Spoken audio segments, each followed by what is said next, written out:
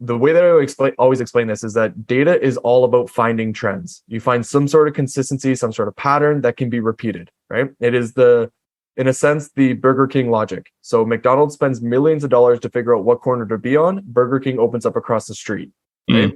And we are the Burger King in this scenario. We use all of the Airbnbs that currently exist as guinea pigs to figure out exactly what's working, what's driving revenue. And once we find a trend, a home in a certain style and a certain theme, and we can see that it's been done a few different times, what ends up happening is you see they're all roughly making about $100,000. So then that tells you, if I then go open up across the street with the exact same style, look, and feel, I'm going to make about $100,000, right? Welcome to the How to Scale Commercial Real Estate Show. Whether you are an active or passive investor, we'll teach you how to scale your real estate investing business into something big.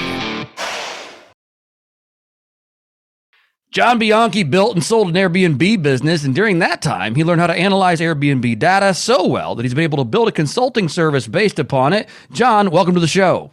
Thanks for having me. Appreciate it. Pleasure, man. There's 3 questions I ask every guest who comes to the show in 90 seconds or less. Can you tell me, where did you start? Where are you now? And how did you get there? I started out of my own bedroom. Where I ended up, where I am now, is an Airbnb data consulting business. So I literally help people purchase Airbnbs all across the United States, all across the world, actually, just to do reports in Italy and London, England, and stuff like that. And I got there through a ton of work. So a lot of work. Ended up building up the business from, started in Michigan, building up a couple of homes, raised money, opened up a business in Chicago. Built that up to about 15 locations, had some down in Scottsdale, Arizona as well. And also built out a cleaning company alongside with that. Then 2020 came and I had somebody who wanted to buy my business. So I sold it. And then I was trying to stay within the Airbnb world. And the data was something that I did extremely well. And I realized that nobody else did well. And so I actually just created a course, put the course on YouTube because I had no idea how to sell it and it wasn't that great. So I just put it onto YouTube for free. And now about 10,000 people have gone through it, and 10% of those people have actually finished it. And literally just from putting that course out there, I've kind of created a name for myself as the Airbnb data guy, and literally like created a business from there. And so I've just kind of been rolling with it from then. Man, that's absolutely fantastic. I want to hear more about that.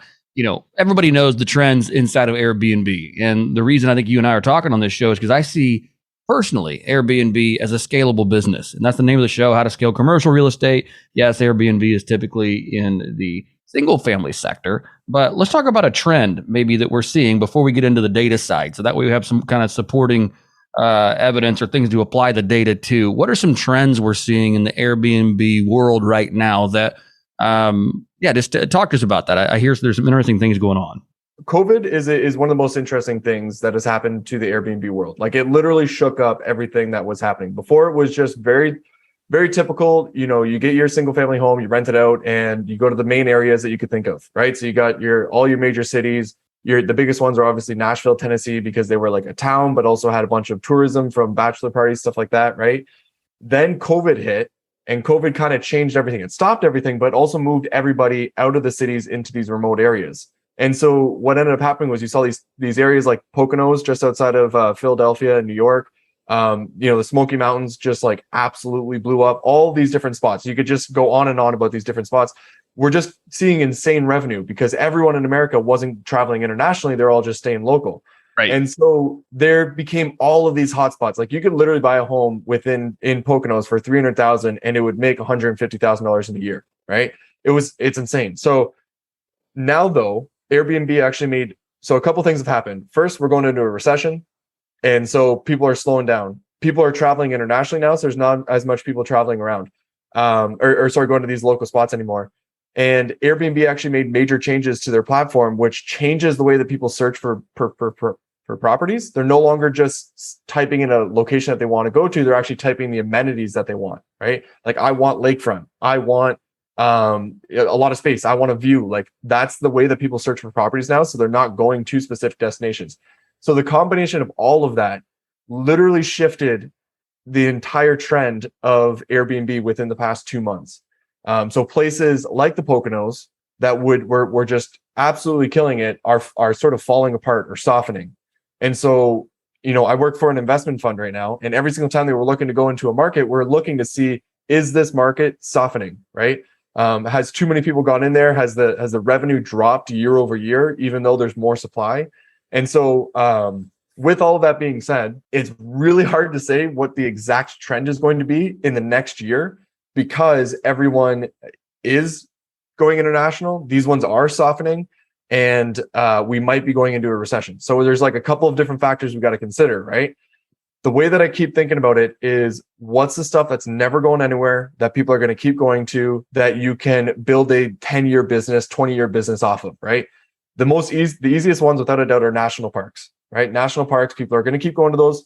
They're going to keep being cool. But the way to actually think about it is that there's multiple entrances to national parks.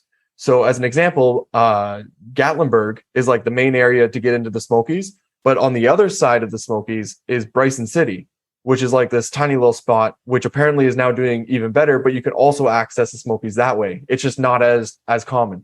So that's where I think like a lot of the interesting trends are going to be is like find the places that aren't going anywhere, but where's the opportunities within those areas?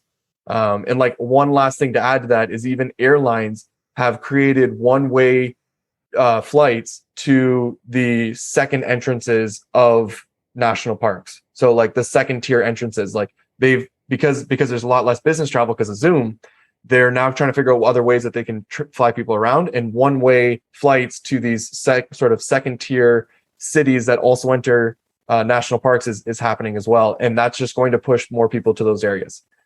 That's really interesting. I'm trying to think of, I'm thinking of like St. George, Utah, or Kalispell, Montana, places like that. You're probably a dozen other cities that would come off the top of my head. I just hadn't, never searched for those, right?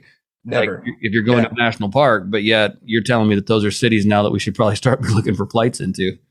To be considering, yeah, because like the way that I like to explain it is a great example is Big Bear, right out of outside of LA. Like everybody knows Big Bear, but it's an established market, been around forever, and all of the homes that exist there are Airbnbs, right? And so now there's restaurants, stores, tours, all that kind of stuff. One of the main things that I'm seeing is that there's a lot of second tier, third tier locations that are turning into that because people who own family cottages are now selling them to Airbnb investors, and Airbnb investors are bringing in like 100 different families into that one specific home. If you get 100 people doing that, right, now you have like hundreds of new families coming into these new areas, which can support businesses, right? And so once that happens, they're creating new vacation areas, right? And so you can't like Big Bear. They ran out of space in Big Bear, right? So it's like now they need to create all these other new little spots, and so I think those new little spots that are going to be created that are close and have that similar amenities, right? Like the same sort of features that Big Bear has, but maybe not Big Bear, is where the majority of the opportunity is going to be coming. Yeah, and that's I want to I like that idea, but I guess I want to hear, how do you account if you're a data analyst? How do you account for search changes, softening of the market? How do you build that into? Is this a good investment? Is this a bad investment? I mean, is it a crapshoot? What? Yeah. So the way that I think you have to win with Airbnb is you gotta think long term without a doubt. Like if you're just trying to get in for a year or two, it just never makes sense, right? But Airbnb is all about the amenities, I say, right? Like it's the boring homes are the ones that lose. So the people that buy the boring home in the neighborhood of a cool area tend to not do nearly as well, right? So what I mean by that is you need to have the hot tub, you need to have the views, you need to have the lakefront if you can. You need to have like the home that's bigger than the other homes in the area that allows you to have a game room, right? I was just looking at this, doing a property analysis today. And this one home had a slide that went from the kitchen island to the basement, right? It's making $10,000 more than the home next door that doesn't have that, right? And it's the reason being is because they're focused on the kid stuff, right? And so the way that I always say, like, you have to win, and like what I'm planning on doing with my own portfolio as I continue to build over the years, because I'm planning on rebuilding my own, is just 100% focusing on the properties that just provide everything that you could possibly want in comparison to the neighbors that don't have that. And I think even if markets soften, there's still going to be people going to those areas. And it's going to be the homes that provide everything that people want that they're going to be going to, especially with the way that Airbnb has now created their search. Yeah, I would. That's a really good points there, and I think that's what people want. I mean, we've shifted, and for better or for worse, I don't either way, to a more experienced based society. Oh, yeah. Especially with the younger generations coming up, it's like and I'm kind of part of that in the sense that like the last thing I want is more stuff. Right. Like I think our parents and our grandparents, like the acquisition of things and homes and like all this was part of their kind of ethos. But for us, it's like, I don't want any more junk. I just want to experience something really cool. And so to your point, like, hey, a home with a slide in the kitchen, like what in the world? Like, oh, look, the kids going to the basement in the island. That's pretty fun. Like, I want to do that. So that's really, really cool. What about the trend that we're seeing in the motel space? I've heard heard some rumblings about this. Do you think that's sustainable? I honestly, this is something that I personally want to be doing even more research into, just because of the amount of noise that I'm hearing or the amount of people I hear doing certain things. Right. So, the concept here is you take a motel that has staff and it has a check-in desk and has the breakfast and all that kind of stuff, and you get rid of all of that and you automate everything that you possibly can within the motel, so that there's literally only a cleaning company. So that people book on Airbnb, they get their door code, they get their door number, they don't have to talk to anybody, and they just go to the door and they check in, check out, and the cleaning company comes, turns it over, and gets it ready for the next guest, right? This is referred to as like the unmanned hotel. You're also making them really trendy. So you buy this motel and then you make it super trendy, really cool looking, and get rid of the expenses, right? Of like what you have there. And, this is happening in motels. I've also seen it happen in apartment buildings, people taking over complete entire apartment buildings. Sonder, which is like one of the biggest companies that exist, did this in downtown Chicago. And I ran all the numbers because I had all of their data from the area, and they were making like $250,000 more per year, running it as like that rather than as a apartment building, right? And so like there's definitely money to be made in it. You just have to have the money to be able to buy the hotel. But there's some big players. I don't know if I can necessarily name names, but like I know that Rob Bill, from Bigger Pockets, he's planning on they're looking at a hotel in New York, right? And I can guarantee you it's going to be an unmanned hotel in New York, right? I know other people who are looking down in Miami to do that. I come across in the data tons of these different places that are already doing it as well. And there's one guy on our team who knows somebody that's his entire portfolio. He literally is just looking for motels that he can flip into unmanned hotels.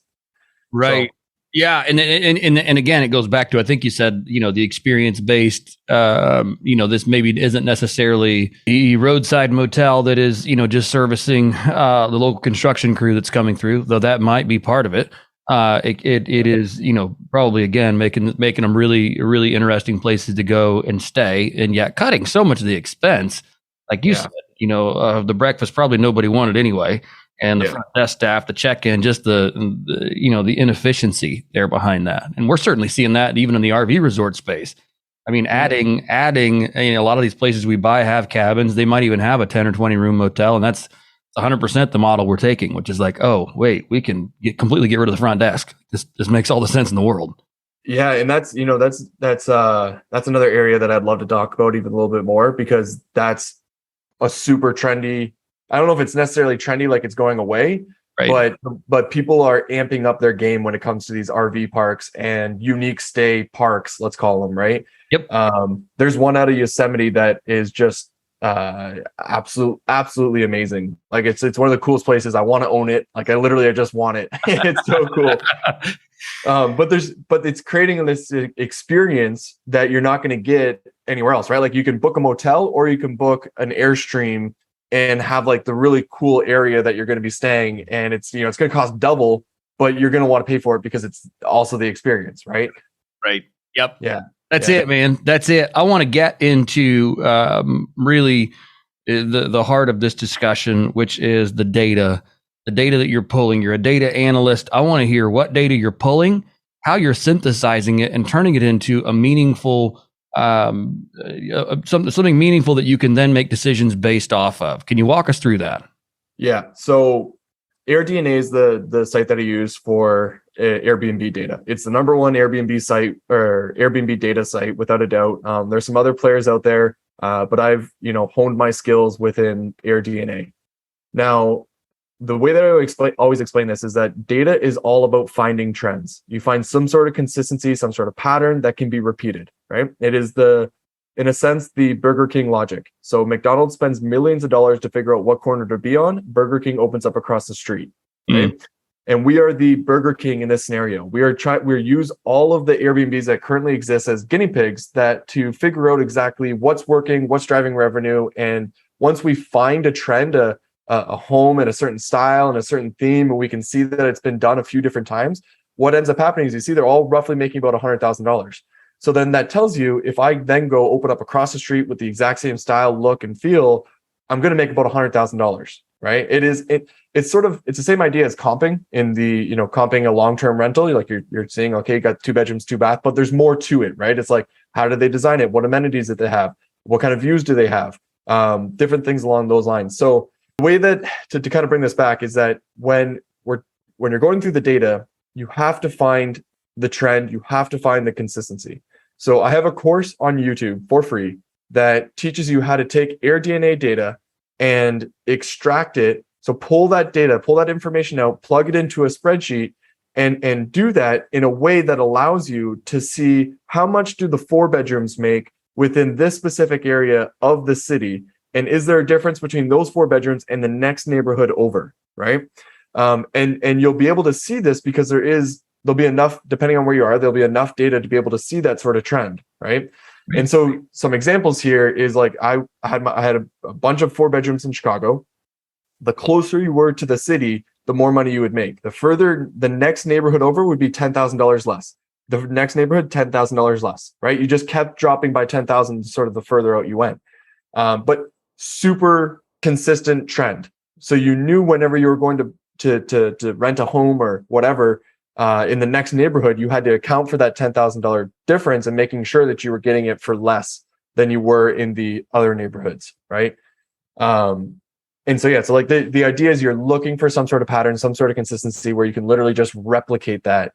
And the best part about it is that you know everything that works, and then you can do more on top of that, right? So it's like, oh, okay, I know that I need all this stuff, but I'm actually going to design my home even better. I'm going to take even better photos, and I'm going to add a hot tub in the backyard. So now I'm better than everybody else.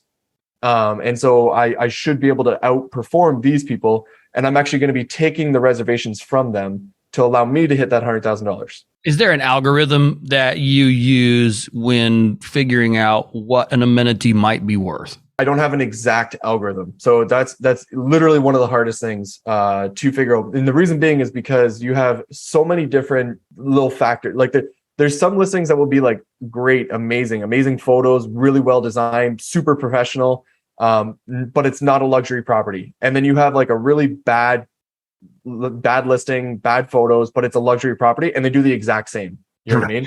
So if in other words, not everything is equal when we're looking at the way that they're marketed, the way that they're designed. So you have to almost play with it, right? The only way that you're actually able to figure that out is if it's a first, you have to have a ton of data. That's the first one, right? You got to have a good enough amount of data. And it works really well. So like for certain amenities, it works really well when it's a larger amenity. Okay. So what I mean by that is views is a great example. So view, right? Like if you have in Blue Ridge, Georgia, so I was just doing this analysis for the company. In Blue Ridge, Georgia, if you have spectacular views, not just like I can see off my deck, you need the rolling sort of mountain look, right? If you have those spectacular views from a deck, you can make about $130,000 as with a 4-bedroom cabin, right? It's got to be a pretty good cabin, but you have the views. If you take that exact same cabin and you give it no views, you'll make $80,000, right?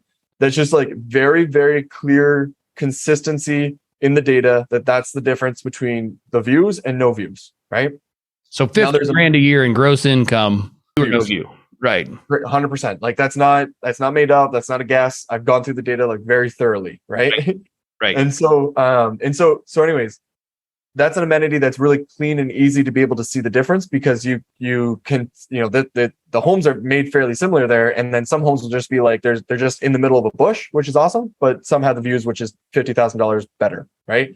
Now when it comes to like a hot tub, that's where it gets a little bit more difficult, and you're almost like, it's a little bit more of a guessing game, right?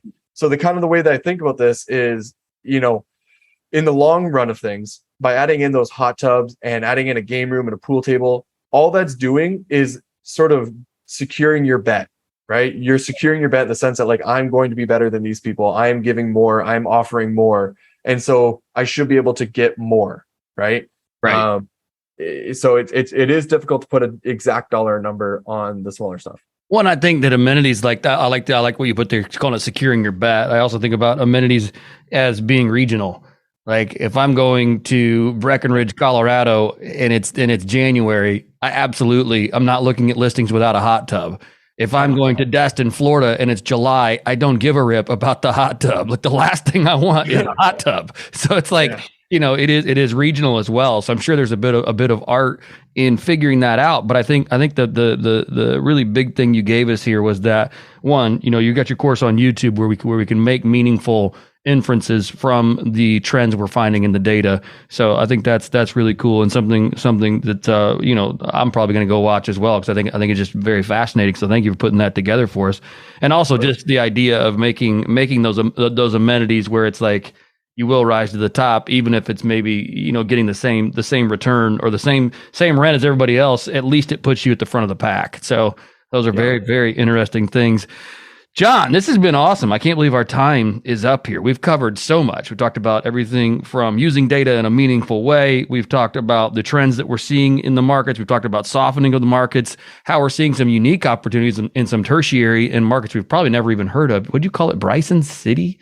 I think it was Bryson City. I was looking at it yesterday. Pretty sure it's Bryson City. Yeah, right. Never heard of it. So that's there's stuff like that I just think will be really fascinating to watch.